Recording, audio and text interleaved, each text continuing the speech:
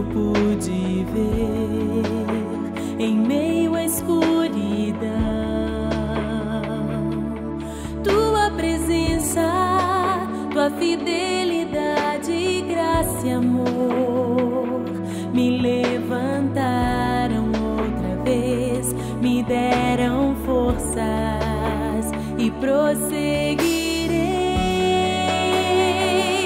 Irei contigo onde quer que fores, meu Senhor.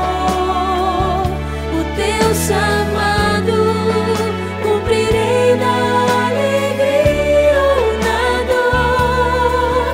E toda vez que eu chorar ou quiser desanimar, o teu Espírito me consolará.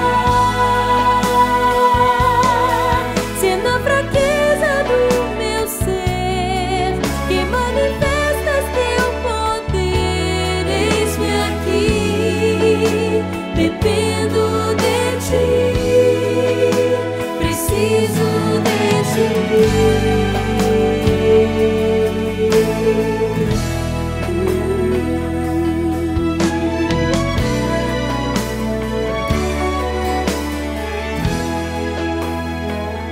A tua luz acendeu meu coração